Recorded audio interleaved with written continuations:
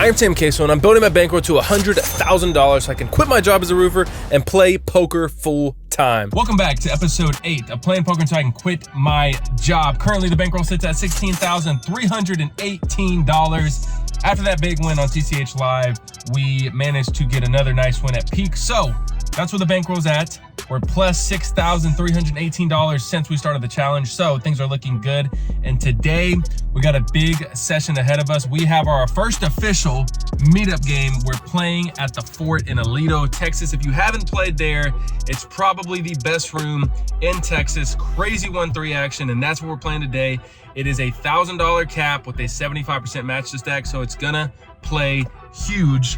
Also, it's not just my meetup game, obviously. It is a meetup game with Wolfgang, with On Tilt Nick, On Tilt Eric, Slick Rick, Next Gen Jack, and Sethi Poker. So far, there's already like 75 people on the wait list. Probably all from me, most likely all from me. But enough of me talking, let's get over to the Fort. We got an hour drive ahead of us. I gotta pick my brother up first, so I'll see you guys at the Fort.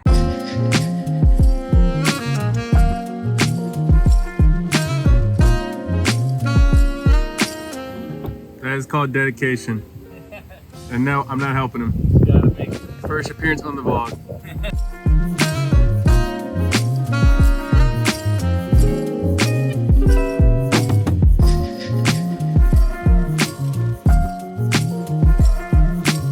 All right, here we go. Hand number 1 of this meetup game. We look down at 6-6-5 king. That's right, 4 cards because we are playing a PLO double board $5 bomb pot. First flop comes 10, 3 deuce, 2 diamonds. At bottom board comes 3, 6, jack, 2 clubs. So we flop ourselves a gutter to the straight on top and middle set on the bottom. When it checks to me, I'm going to bet. I bet $35. So low jack can cut off call, and so does the button, who was none other than John Queso, aka my older brother. So we're 4 ways to a turn, and they are just stupid. The top board comes the 4 of spades, so we turn the nuts on top, and the bottom board comes the jack of hearts. So we fill up on the bottom board. When it's on us, we're gonna have to just keep betting. We bet out for $60 this time, trying to milk out some value and keep players in, and only the cutoff and my brother on the button call. So now we're 3 ways to 2 rivers. Top board comes the 7 of spades, bottom board comes the 7 of hearts. Shouldn't have really changed much. It's time to pot it. I pot it for $365. The cutoff folds, but Mr. John Queso would like to donate some money to his little brother. So he calls, we show the straight, and we show the boat, and he mucks. And now you guys know why I'm the golden child in the family. Don't you ever forget it, John. All right, in this next game, we look down at pocket 3s. There's 2 limps from early position, and it folds over to me. I opened to $15. Folds back to the under the gun limper, who once again is John Queso. He calls, and so does the other player in the +1 who limped. So we have 3 ways to a flop. It comes 7-7 ace rainbow. My brother decides to lead out on this flop for $25. I think that means he's got himself a weak ace, or middling pocket pair, or obviously a 7. Either way, when the other player folds, I think we can get him off of those weak aces or those middling pocket pairs if we make a move on the turn of river. So I second the call. We're heads up to a turn. It's the 6 of diamonds. My brother decides to keep on betting. This time he bets out for $75, and honestly, this just doesn't make much sense to me. I don't think he'd be doing this with an ace or a 7, so I think he has a weak pocket pair like myself.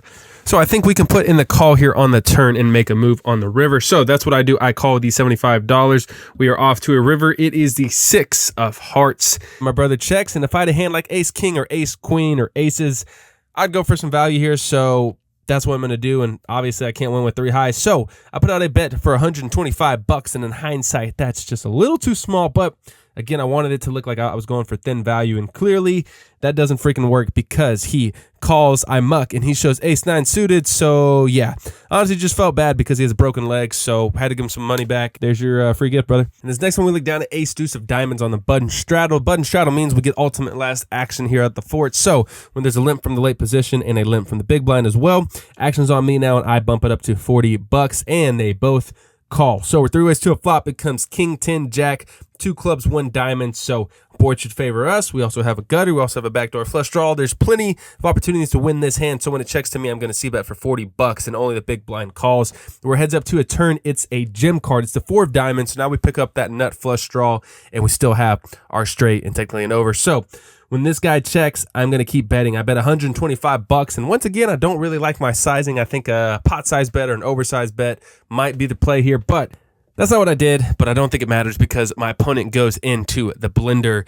He's thinking about it, but ultimately decides to fold what he says was a jack. So nice little semi-bluff gets through for us there on the turn. We're taking it down. All right, not super proud of this next hand. We pick up the snowman and the hijack under the gun limps for 10 bucks. Folds to me, and I open to 35 bucks.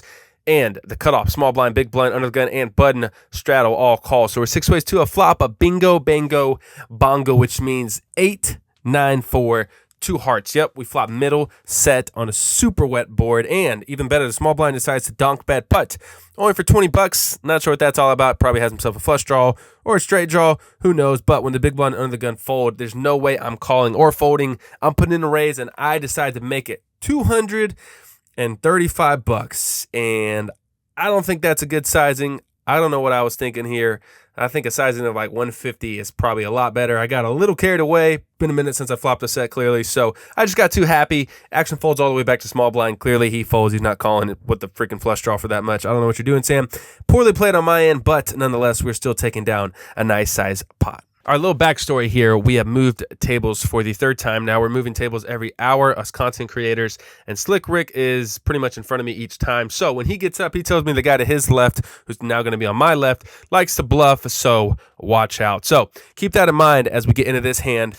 Now the guy to my left, who is the player that likes to bluff, apparently, opens to 15 bucks. It folds back to me, and I call blind because I'm just that good. I don't even need to freaking look. Flop comes 9, 8, deuce, and we do check our hand as the flop's coming out, and we see that we flop ourselves a pair of 8s. We have queen 8 offsuit. Should be the best hand. I check. Under the gun continues for 10 bucks. Obviously, I call, trusting Slick Rick's read. So we're off to a turn. It's the 3 of spades. I check. Now he bets 30 bucks.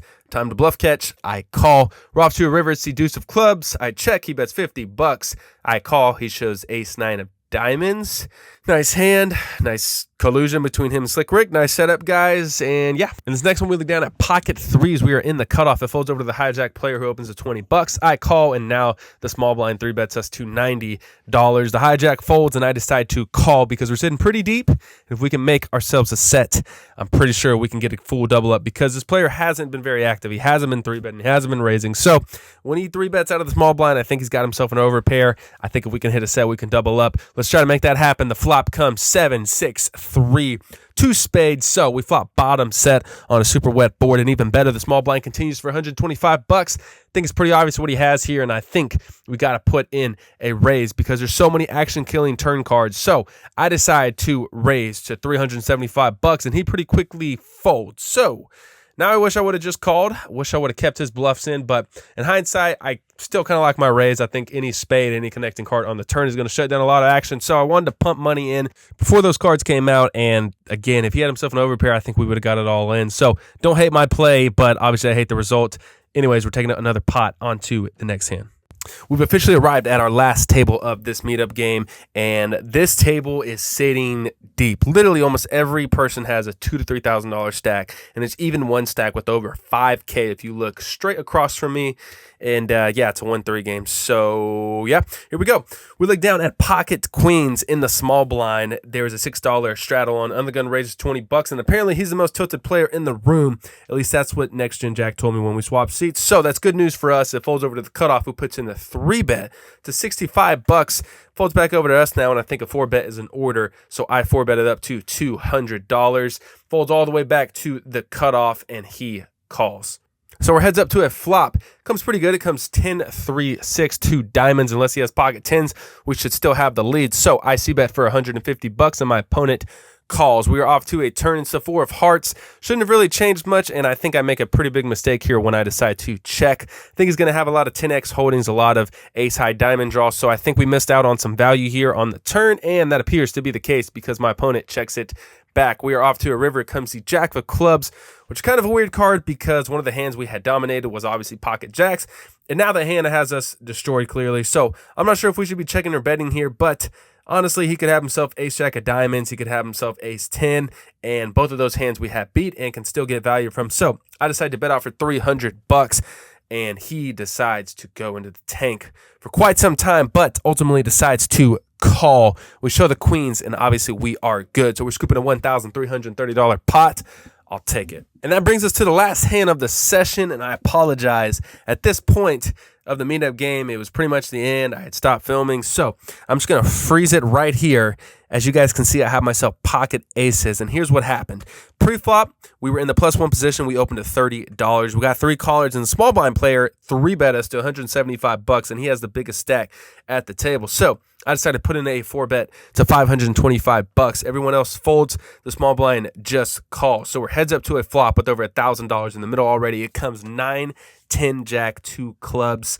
It's not my favorite flop. He could obviously have jacks or 10s, but then again, could also have queens or kings or even ace king. So when he checks, I decided to bet small for 350 bucks, and he thinks for maybe 10 seconds and rips it all in for my remaining $725.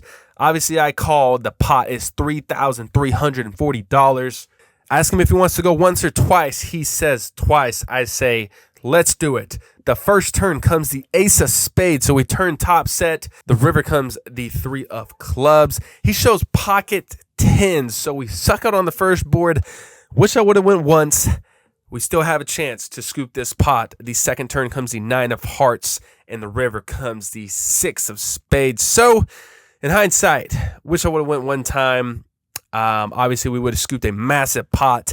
And if y'all been watching my shorts, you've seen that running it twice has kind of hurt me pretty much every single time. So I think I'm going to start going once. I don't know. The pot was pretty big. I honestly didn't mind going twice. But hindsight's always 20/20. At least we didn't get scooped. That definitely could have been the case. We got it in pretty bad, but lucky to at least take half the pot.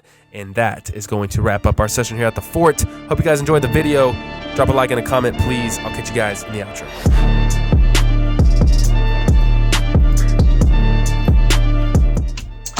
All right, folks, that's it for this video. Here are the results in the game for $1,000 At the peak, we're at like 2,500. Thought we were gonna have a massive session, but we gifted some of those profits back at the very end with some bomb pots, sadly, but we still won. We were in the game for 1,000 out for $1,580. That's a profit of $580.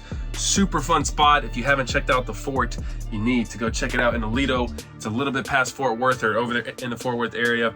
Super deep stacked 1-3 games, always lots of action, as you can tell in this video. So that brings our bankroll to $16,898, I believe. So we're getting closer to that 20K mark, and that might happen today because as I'm recording this outro, we're about to go play on TCH Live with Corey Eyring and the On Tilt guys. It's a 5-5 game, another game a bit out of my comfort zone, but I guess after playing that deep stack 1-3, it should play exactly the same. We'll see. Hopefully we can book ourselves a big win. Should be no shortage of action. Yeah, that's going to be covered in the next vlog, but hope you guys enjoyed this one. If you did, like, comment, share, subscribe. I'll catch you guys in the next one. Peace.